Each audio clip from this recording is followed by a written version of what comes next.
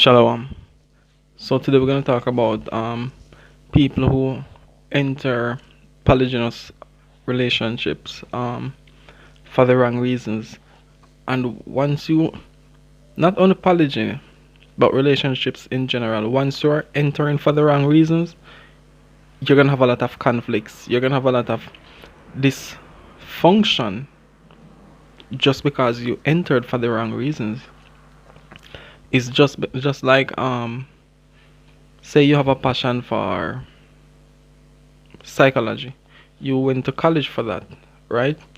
But when you finish schooling, you're now working as an accountant. You're in an office. You know what happens?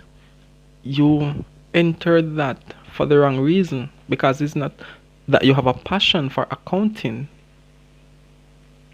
You're only doing it because it is available. It's not really what you want, but it's available. What you really want is psychology. So what do you think will happen when you're here 2 3 years in this office job, and then there's an opportunity that come up for some psychology thing? You're going to leave this to go to that, because in this job you are just settling for the time being, whether you are aware of it or not. Even if you think you have, you get to like the office, but somewhere deep inside, what you really want is that's where your passion really is, right? So getting into any form of relationship for the wrong reasons will always create conflict, right? And sometimes dealing with conflicts can be difficult because not everyone is really aware of what they're really feeling or how certain things make them feel. You might know you don't like something, but you don't really know how you really feel about what you don't like, right?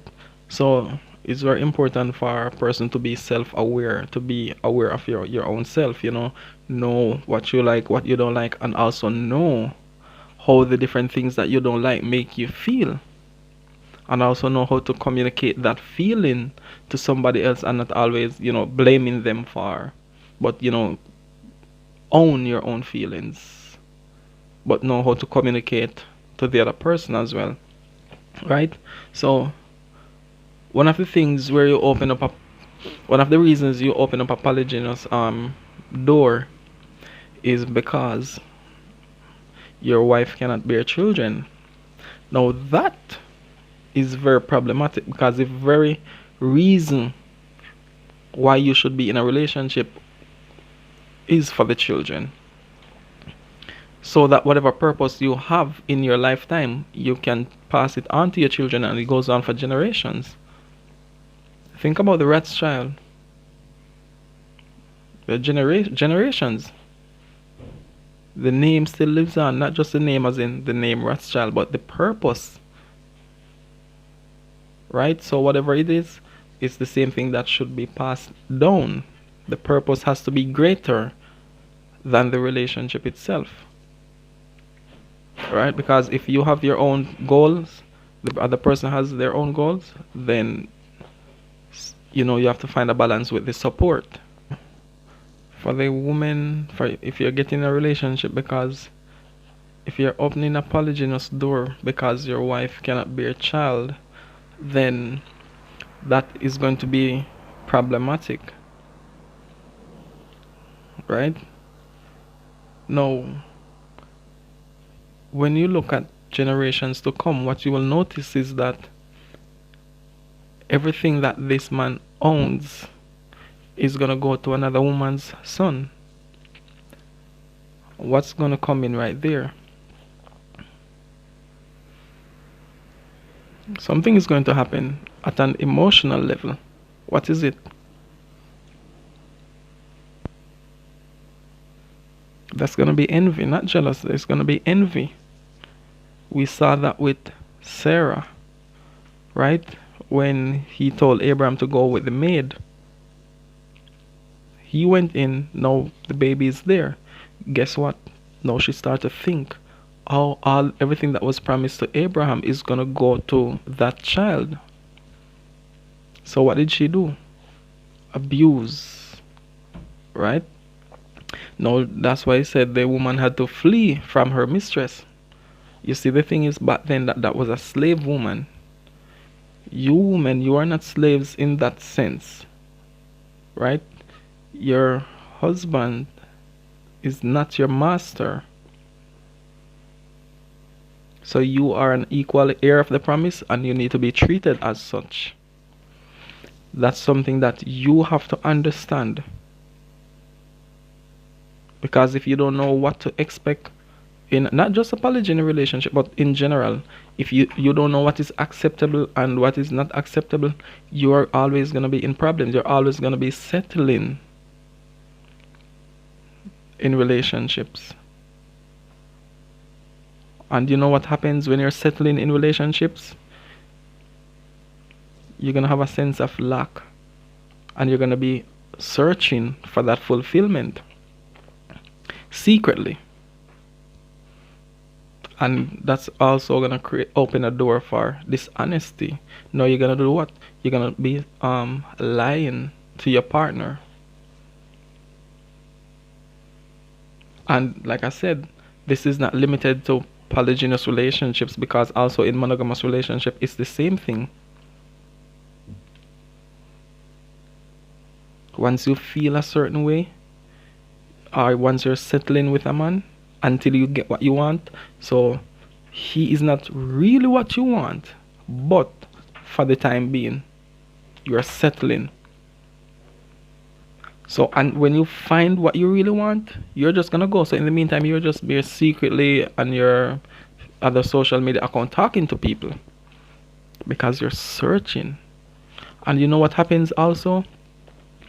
The more you talk to other people is the more you get disconnected from him. You're getting accustomed to being without his affection, being without his intimacy. Right? So it's important for us to know why we're getting into something and to what extent we are willing to go to support it. Because at first you can also agree to get into it, but then afterwards you start looking at things very different. No, whatever covenant you had, you will betray it. Right? So this is why it's good to get proper knowledge and understanding of what you're really getting into. Because you might get into something at the beginning that you didn't really understand, but then you start to really understand how it should be and stuff like that, and then everything changes up here. And also ignorance too. A lot of men are not really educated on the principles of polygyny. So what knowledge do they have to pass on to those women who are getting into it? So it's going to be like a witchcraft, meaning manipulation. Because if this woman is ignorant of polygyny and I can talk her into getting into something that she doesn't understand, that's manipulation. So you cannot just say a few words, say, okay, polygyny and one man can have more than one wife and all of this, but you don't say all the other things that come with it. At what point would you be held accountable?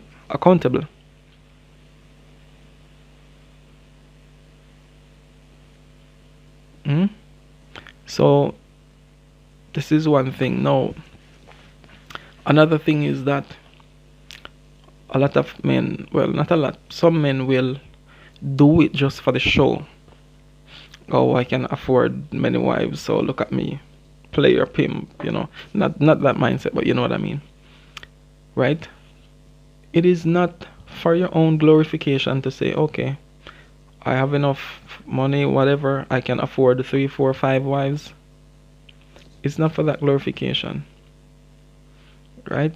And we have to be humble. So you can afford 2, 3 wives, 10 children.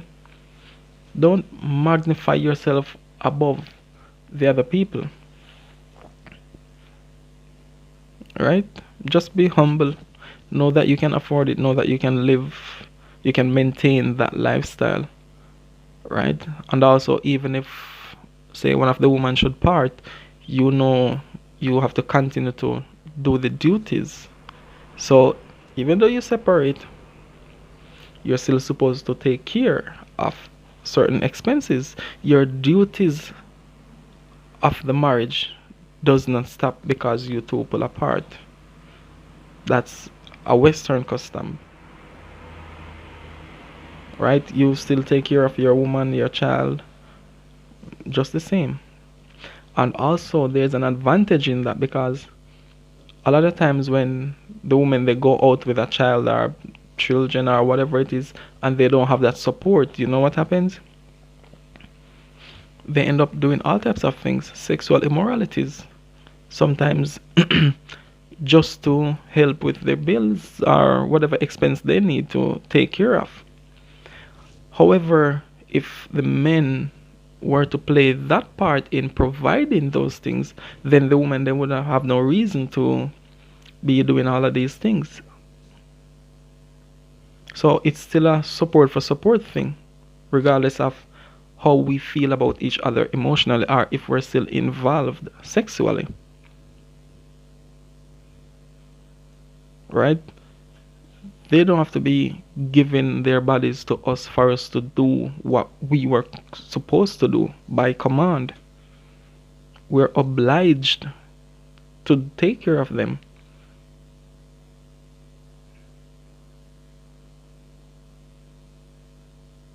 Not only them too. There are so many things that the Most High wanted us to take care of. The widows, the fatherless, all of these things.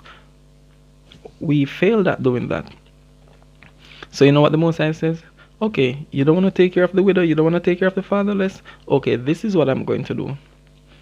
I'm going to send the people to come, and they will set up tax offices, what do you call it, family courts, all of these things. And guess what? Since we didn't want to take care of the fatherless and the widows, and the woman that was hated, not the beloved, the one that was hated and went away, we didn't want to take care of them. So now you're gonna have to pay all of that money to your enemies. It's the same thing. It doesn't matter how you want to look at it, it's going into the same thing. Right? Now the next one we have is looking for a substitute wife.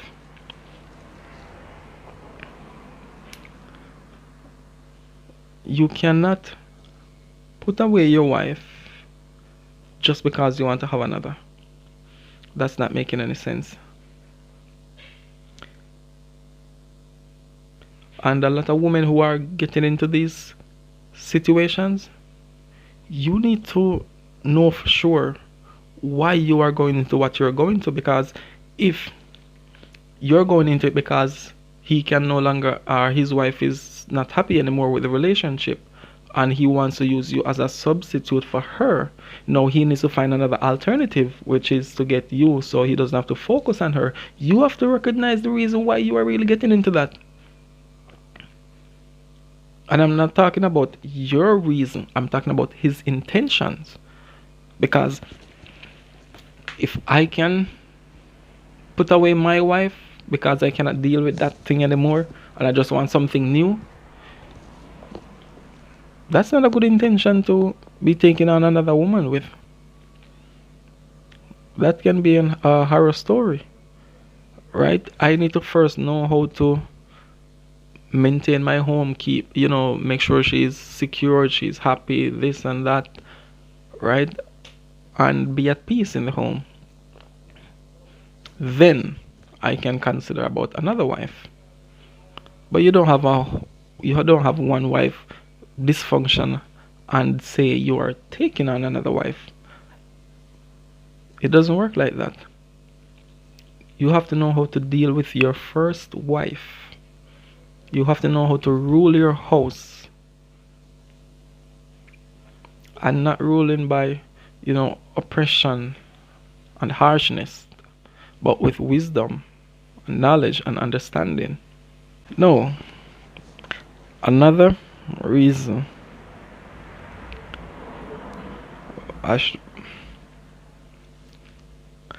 Now, another reason why people open doors for polygyny is they say that they're building a nation. Again, that's not a reason to open a door, because you don't build a nation by having a multitude of children. It's built here, the kingdom is here. Look how many, what is the most populous, who is the most populous people on earth right now? We. There's no nation that can be compared to us in numbers. But we are not even a nation. So you don't build a nation physically, you build a nation consciously. Right? Abraham, he had one son. I mean, there was Ishmael and so forth, but Isaac, he passed that consciousness down to Isaac. Isaac had two, he passed that down to Jacob. And out of Jacob, everything came. But it's the same consciousness. That's how you build a nation, the same mindset. So it's easier to have one child that does not bend the knee to the system than to have 1,000 children that is living like a Roman. So that's not a reason to get into polygyny. And for women who are accepting this as a reason, you need to tighten up yourself. I know it's a common thought, so it seems it's a common thought, so it seems as if it's okay or yes, that's the purpose. No, no, no, no. You don't build a nation by going around everywhere. The Messiah had no son, but he built a nation. And today, how many years after, how many generations after, the nation is still being built upon him. He is the rock of our foundation, meaning the wisdom he brought forth into this world. It still stands until this day. It doesn't matter your religious background. It doesn't matter what nation you're from. Everyone can live with those principles. Look how many different way of doing things these people come in with, and they're failing. They're all failing. Communism, what do you call it? Socialism, all of these different things, Marxism, whatever they call it. They don't last. They don't. They don't fit in with everyone.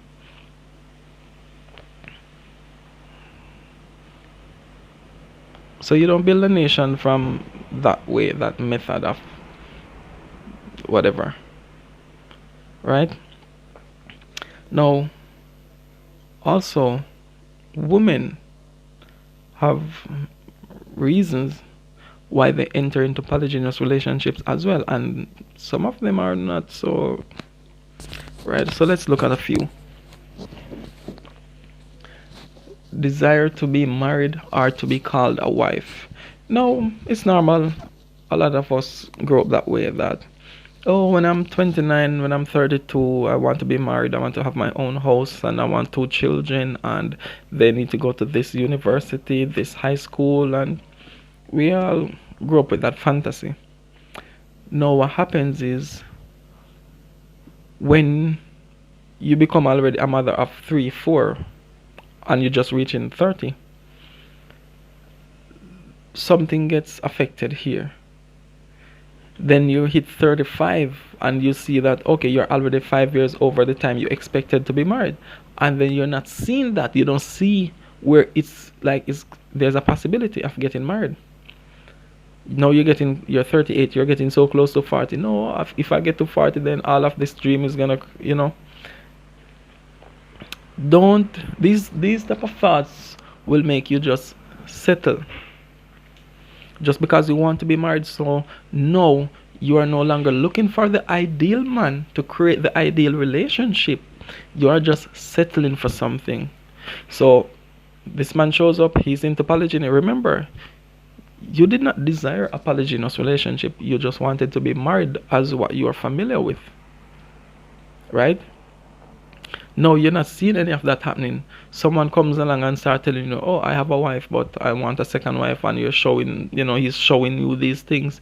Guess what? Because the desire to be married is so strong, it's no longer discerning that this is not really what I want. You forget that because your desire to be married is so strong, your desire to be called a wife is so strong that it overshadows your ability to discern. So now you forget your own principles that you stand on just because of your desire to get married. Again, what's going to happen when you're only settling? The moment you find what you want, you are going to go. Because you were only settling. So you get married to this man, you're in a polygynous relationship, he has another wife and children and so forth. Now you bump into a brother, single, he believes in one woman and he wants to be married. And he looks the way you would want your man to look. So what is going to happen? Now that old passion is going to come back to surface. Now he's going to remind you of what you really wanted.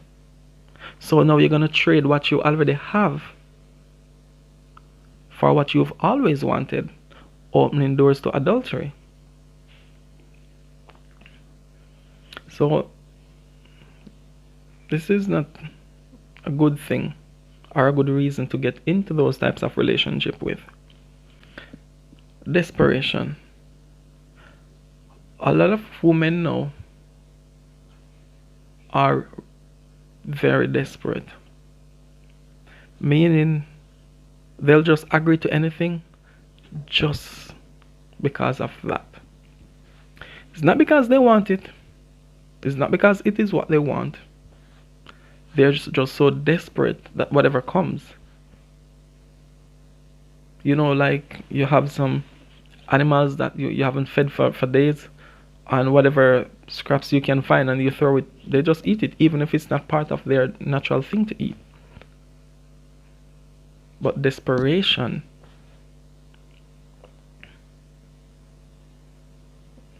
right? So be careful of the reasons why you are getting into what you are getting into, or how you got into what you're into, right? Desperation can lead you to your own destruction. You're no longer thinking about what you deserve because you're so desperate. You're just going with what is available. Now you do what? You betray your own soul because you know you deserve this, but you settled for this. Desperation. Another thing we see a lot is low self-esteem. A lot of people are in situations that they are in today because of that low self-esteem. You think so low of yourself, you think you cannot get better, you will not find better, you don't deserve better. So you're in relationships where you're not satisfied, but you feel as if you can't walk away because you're not going to be such a big priority to other men out there. You might think you're too old. We know that age can come with some form of insecurity as well, not only for women, even for men too, right? But just dealing with this from the woman's standpoint now, a lot of people might feel, a lot of women might feel that way, so they end up sucking up things, and then you're just being bitter. You have a lot of resentment. You are depressed. You're anxious. You have a lot of fear. So many things going on up here. You cannot even function around the man anymore. Because now you're gonna start saying, "Oh, he's the one that makes you feel this way." When you had deeper underlying problems.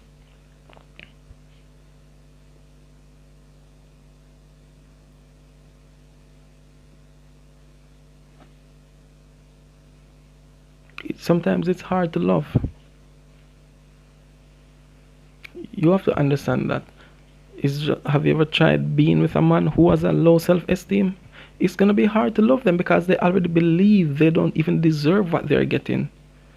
They will go and destroy it.